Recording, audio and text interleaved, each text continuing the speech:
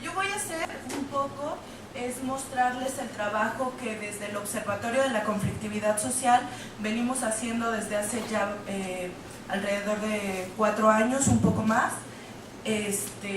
Lo que nosotros hacemos en el Observatorio de la Conflictividad Social es un poco el monitoreo en medios acerca de los conflictos sociales que hay a nivel nacional. Estos conflictos sociales, nosotros tenemos una base de datos en la cual logramos agruparlos según las demandas que tienen los movimientos, según los actores que están demandando, según las partes a las que están demandando. Entonces la mayoría, todas las gráficas que van a aparecer en un momento más provienen de esa base de datos que está alimentada desde el 2006 a partir de un recuento hemerográfico sobre la conflictividad social.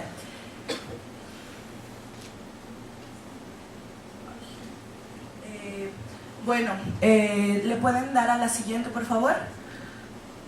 Un poco lo que nosotros estábamos planteando al inicio, para comenzar con esto, era contextualizar, ¿no?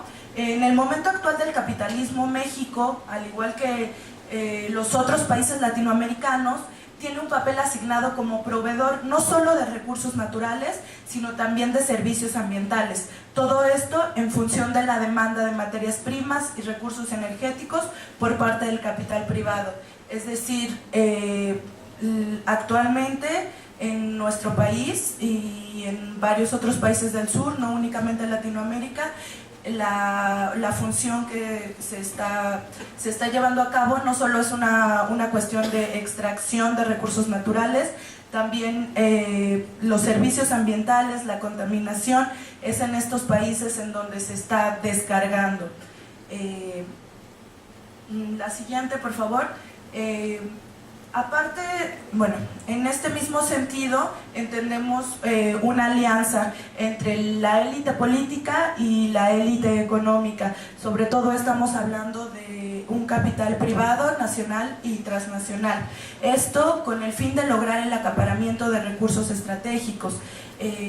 Un poco ya se mencionaba desde la mañana de qué modo la lógica económica se está priorizando el actuar del gobierno. No se están considerando muchos elementos culturales, sociales, incluso de carácter histórico, no se está como respetando.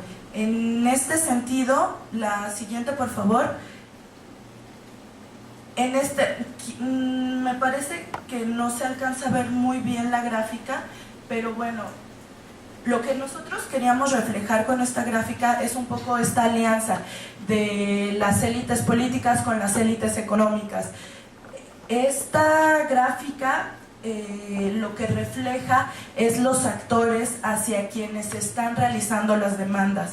Como vemos, el primer lugar lo tienen las empresas o las instituciones privadas, seguidos por el estatal ejecutivo. Un poco me parece interesante rescatar lo que mencionaban aquí mismo las compañeras, y es que en el momento en el que el movimiento tiene alguna necesidad o tiene algún problema, el primer actor al que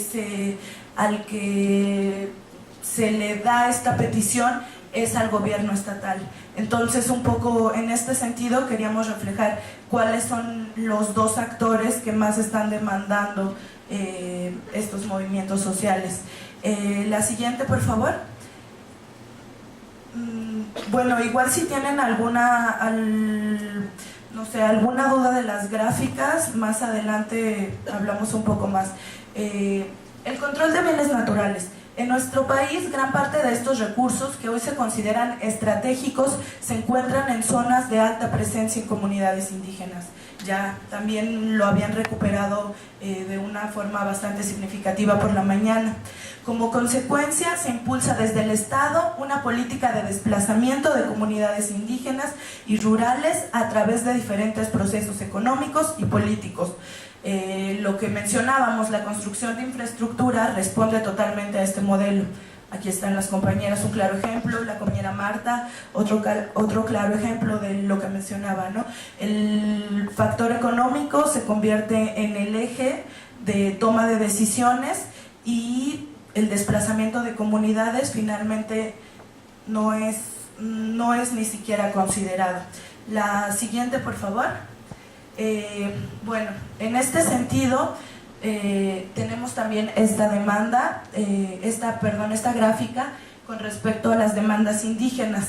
Esta gráfica la planteamos aquí sobre todo por, bueno, el tema que teníamos aquí para hacer referencia era las mujeres indígenas en la defensa de su territorio.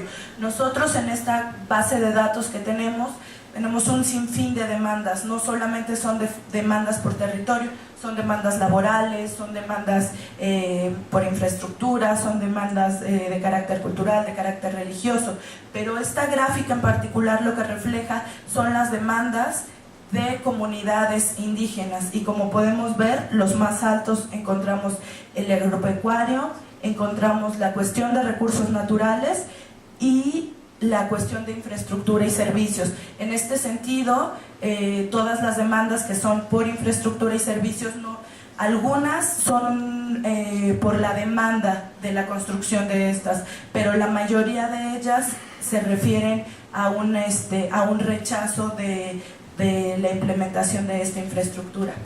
La siguiente, por favor. Por otro lado, lo que nosotros estábamos discutiendo dentro del espacio es de qué modo la impunidad y la violencia hacia la mujer es impulsada desde el Estado como un mecanismo de control para mantener el status quo. Bueno, me parece que esto se tocó ampliamente por la mañana, el hecho de cuál es el rol que juega la mujer, y no solo cuál es el rol que juega la mujer, sino cuál es el rol que el Estado está entendiendo que juega la mujer, ¿no? En este sentido, bajo una visión oficialista, la mujer es el eje transmisor de la cultura, y por eso la mujer se convierte en una persona vulnerable a ser atacada por su rol de transmisora cultural. La siguiente, por favor. Vamos a un poquito a ahondar más en este sentido en los ejemplos. Nosotros sobre todo lo que queremos recuperar es de todo el trabajo que hemos estado haciendo en el Observatorio de la Conflictividad Social, cómo podemos reflejar estos casos que nosotros hemos acompañado. En cuanto a las condiciones económicas, las políticas económicas tienden a profundizar la inequidad, la pobreza. El 10% de la población concentra el 40% del ingreso. El 60% de los mexicanos vive en situación de pobreza. De ese 60%, el 60% son mujeres. 24 millones de mexicanos trabajan en Estados Unidos. El 86% de las remesas se destina a la manutención de las familias. Un poco solamente para contextualizar. La siguiente, por favor. Bueno, con base en este trabajo que realizamos, nosotros, intentamos reflejarlo con este mapa a partir de los casos de conflictividad social, ¿no? Nosotros lo que hicimos fue que en color rojo pusimos los estados que tienen un mayor número de conflictos sociales. Posteriormente están los que son como naranjitas, y al final están los amarillos, ¿no? Pero bueno, nosotros decidimos a partir de este mapa que creamos hacer un poco una comparación, ¿no? Que finalmente resultó muy interesante, y era un poco cotejar este mapa que refleja la conflictividad social en el país, cotejarlo con los índices de marginalidad, ¿no? Ya lo habíamos mencionado un poco.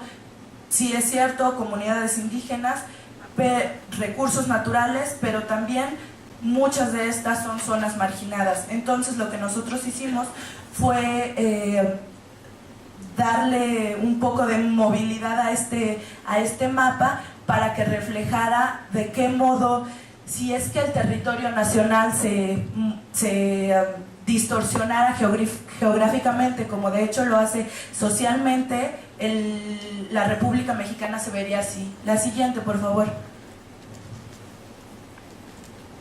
Ese es un poco de qué modo se ensancha en las partes que tienen un mayor índice de marginalidad, y vemos también cómo eso refleja el índice de conflictividad que habíamos visto en el otro mapa. Este es como bastante, no sé, bastante, no, nos dice bastante. La siguiente, por favor. Bueno, las demandas que nosotros habíamos visto en un inicio eran demandas específicamente generadas por comunidades indígenas. Estas demandas que estamos viendo ahorita en la gráfica son las demandas que nosotros encontramos en la totalidad de la población. A pesar de eso, encontramos que las demandas por infraestructura y servicio siguen siendo casi las más altas, solo debajo de la demanda de carácter laboral. La siguiente, por favor. Justamente en este sentido de que las demandas laborales son las que se encuentran en un índice más alto, tenemos que un efecto de estas políticas económicas que impulsan el desplazamiento de comunidades indígenas y rurales es la migración.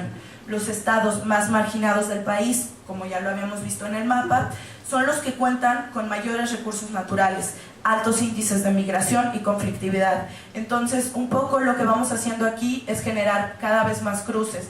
Estados con mayor índice de conflictividad, estados con mayor índice de marginalidad, estados con mayor recursos e incluso estados con mayor presencia indígena. La siguiente, por favor. Bueno, en este sentido tenemos nuevamente cuáles son los estados que hacen el mayor número de demandas por recursos naturales, y encontramos a Chiapas, bueno, el Distrito Federal por una cuestión de densidad sobre todo. La siguiente, por favor. La migración dirigida a Estados Unidos y a ciudades en las que se amplía la migración está dirigida a Estados Unidos y a las ciudades en las que se amplía un importante número de demanda de trabajo en cada vez peores condiciones laborales, lo que se mencionaba aquí mismo con las compañeras y en el video, es decir, bueno, a partir de este desplazamiento del que son víctimas, tienen que dirigirse hacia ciudades, hacia zonas urbanizadas, pero las condiciones laborales que tienen pues son cada vez peores. Estas malas condiciones laborales aumentan la situación de vulnerabilidad, particularmente en las mujeres de clases bajas. En este sentido, la siguiente, por favor. En este sentido, tenemos solamente, presentarles esta pequeña tablita en la cuestión laboral, ¿no? Trabajadores sindicalizados, solamente el 31% de los trabajadores. Y de ese 31% de trabajadores sindicalizados, solo el 8% son mujeres. La siguiente, por favor.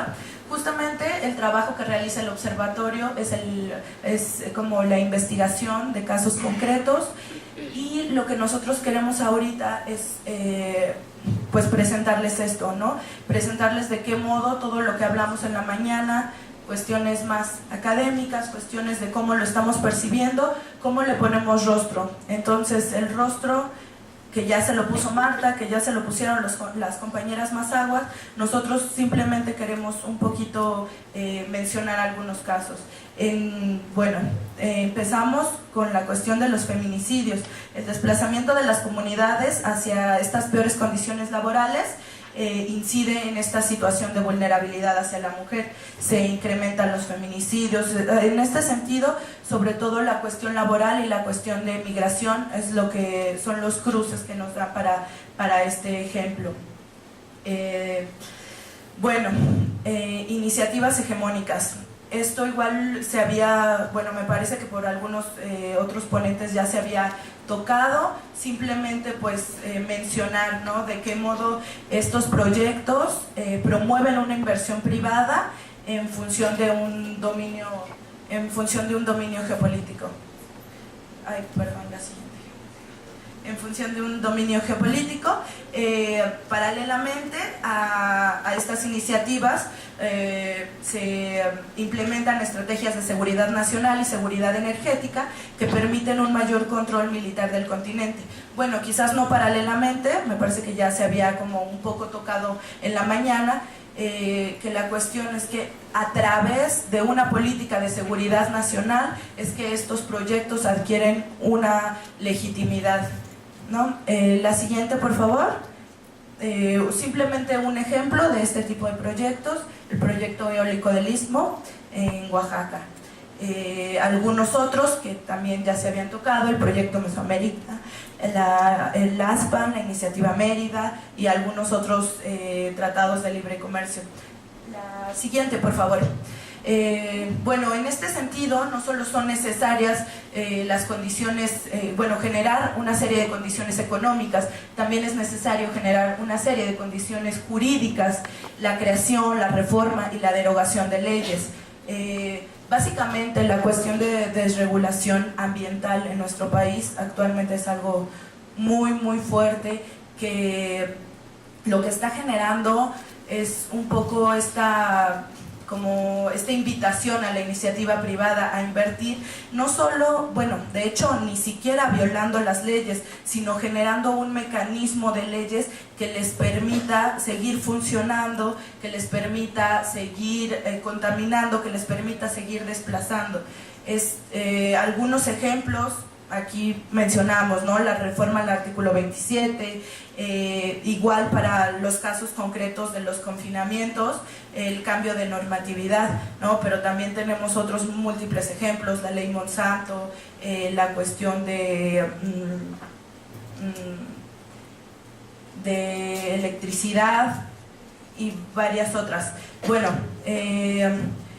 un poco retomando esto, tenemos el reordenamiento territorial, las políticas en torno al abandono del campo, la introducción de transgénicos y la pérdida de soberanía alimentaria. La siguiente, por favor. Bueno, en este sentido, no solo necesitamos condiciones económicas, políticas y jurídicas, sino que además de todo, la persecución a los movimientos sociales ha sido como un eje de estas políticas. Esto con el fin de mantener un ambiente social desorganizado y desmovilizado. Es decir, entendamos que la represión hacia los movimientos se está planteando desde una lógica de qué movimientos son los que pueden o no hacer un cambio en nuestra sociedad. Las políticas de contrainsurgencia, militarización, antinarco, lo que decíamos, una legitimación de la violencia en el país, las políticas de seguridad y criminalización. La siguiente, por favor.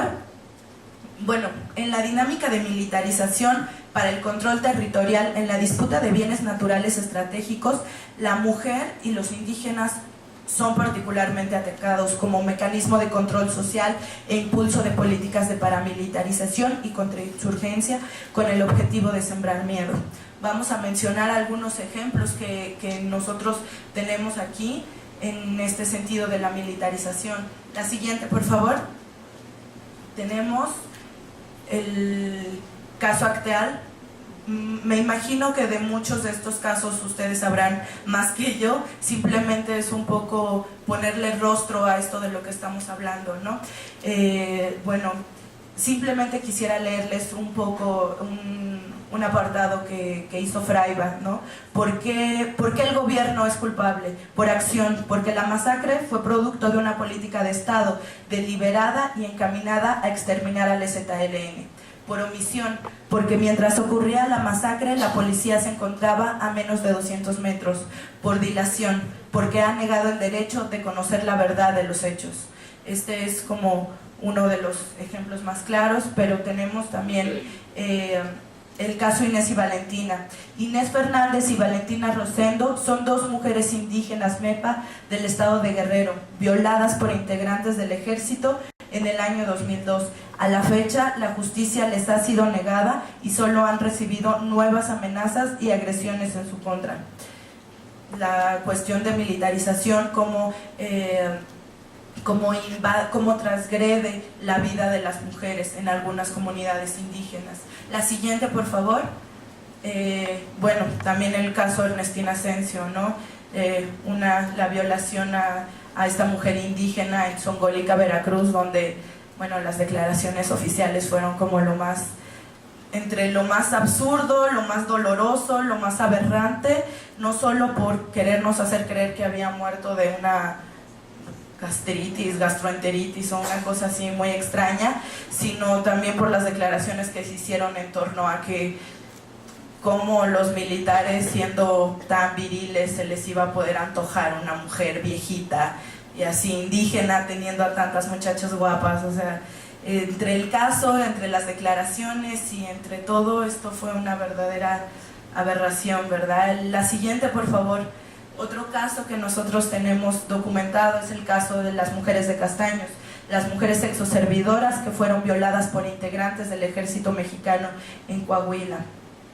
Usando todo el poder de sus armas y sus uniformes, irrumpieron en las instalaciones de los bares, el Pérsico y las playas, ubicados en el municipio de Castaños, Coahuila, contigua a la ciudad de Monclova. Sacaron a los parroquiales y sin que nada ni nadie los detuviera, violaron a las mujeres que ahí se encontraban, las amenazaron y se rieron de ellas. ¿Por qué? Simplemente porque eran sexoservidoras y entonces por ser sexoservidoras ellos tienen el derecho de ultrajar sus cuerpos. Bueno, en este sentido nosotros incluso hicimos un foro llamado Cuerpo Femenino como Botín de Guerra. Esto por supuesto no en un sentido peyorativo ni porque nosotros consideremos que el cuerpo de la mujer es un botín de guerra, sino simplemente porque es un poco el reflejo de las acciones del Estado. Para el Estado, la mujer no es sino un botín de guerra, y estos casos anteriores lo reflejaron. La agresión hacia las mujeres de los movimientos como mecanismo de disuasión y desmoralización del movimiento. En los ejemplos anteriores, lo que el eje era la violación de militares hacia mujeres indígenas, pero no solo el Estado no solo utiliza el mecanismo como contención social, sino también utiliza esa agresión como contención directa hacia los movimientos sociales, como un mecanismo de disuasión y de desmoralización del mismo. La violencia física y la violencia sexual hacia la mujer se utiliza como un método de desmovilización.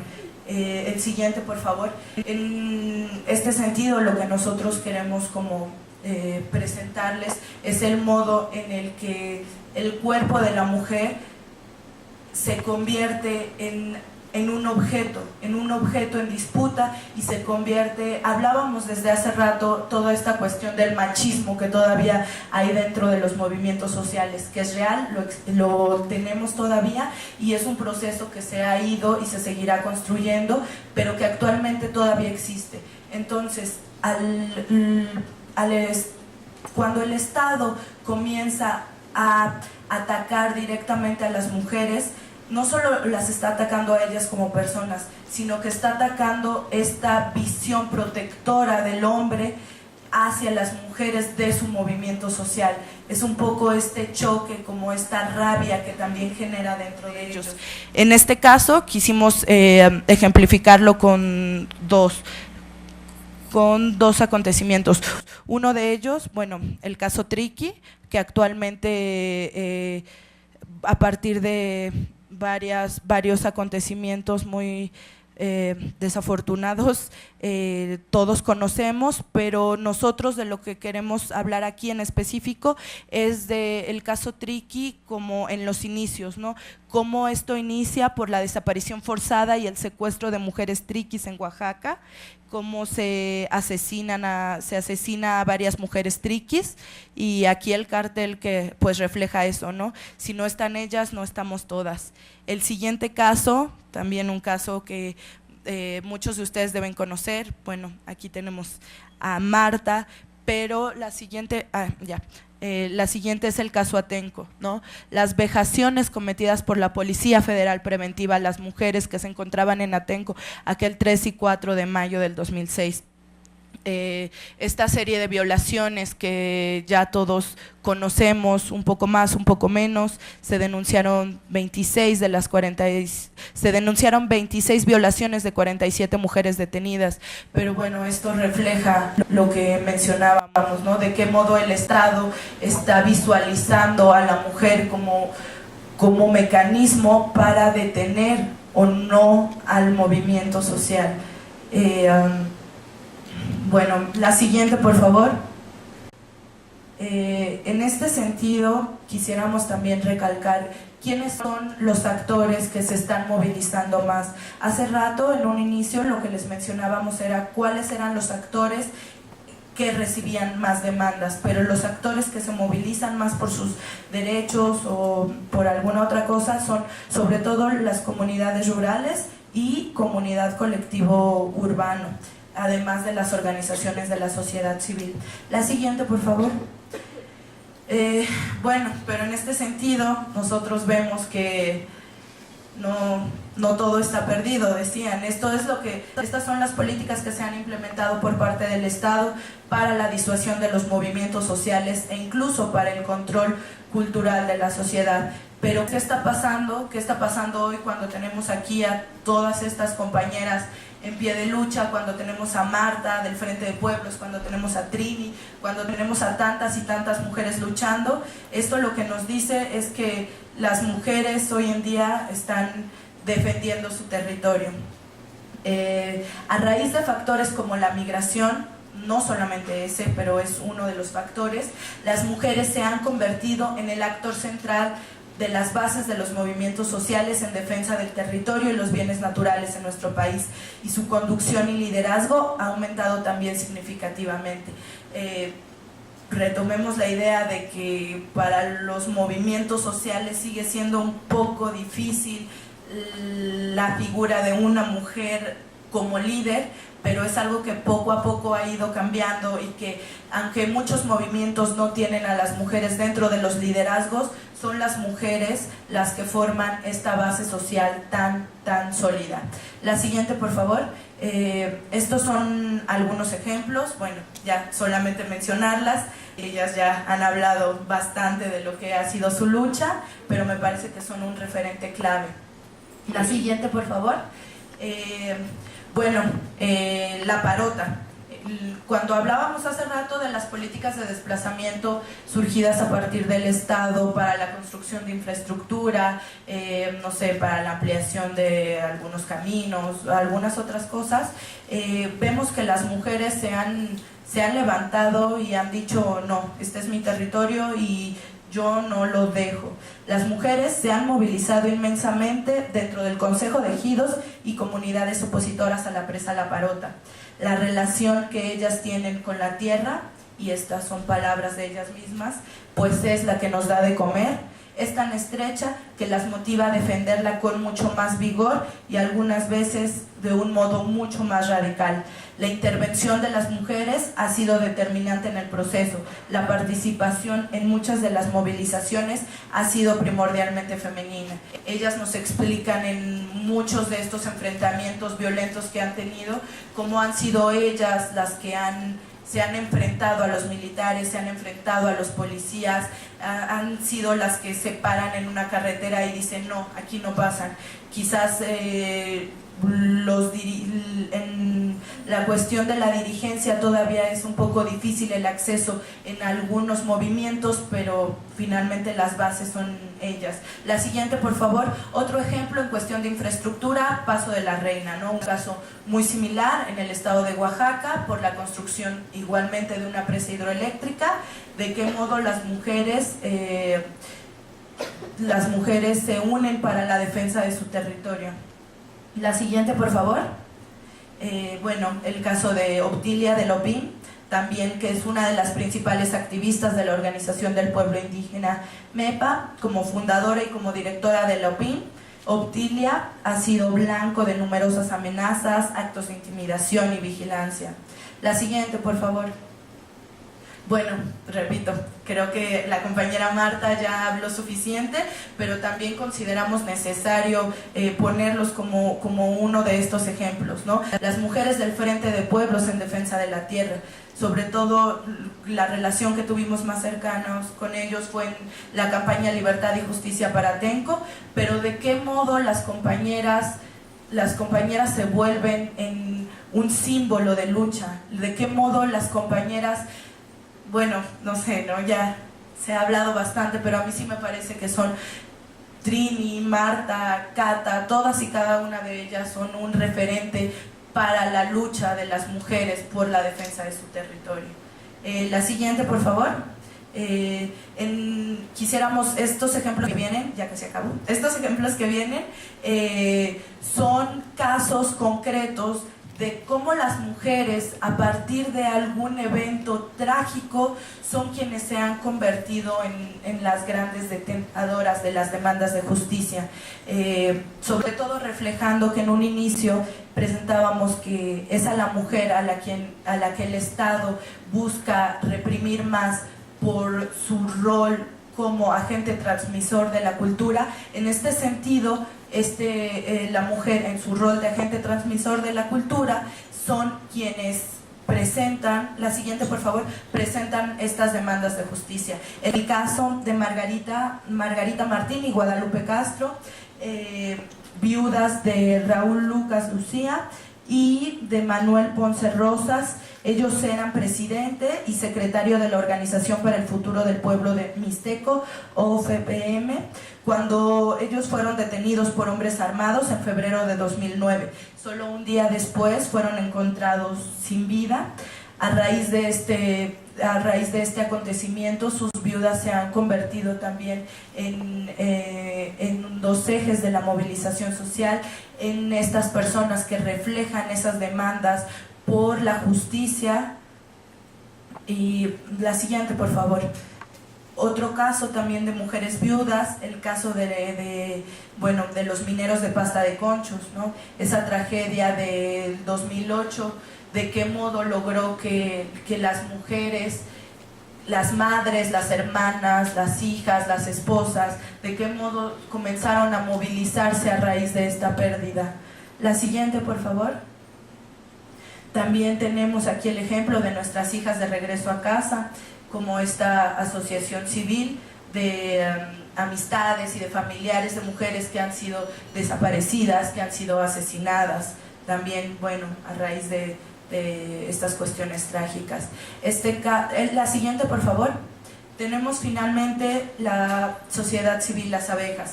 Ya habíamos hablado un poco del caso Acteal, pero sobre todo ahí lo que queríamos era rescatar este sentido de militarización y comunidades indígenas.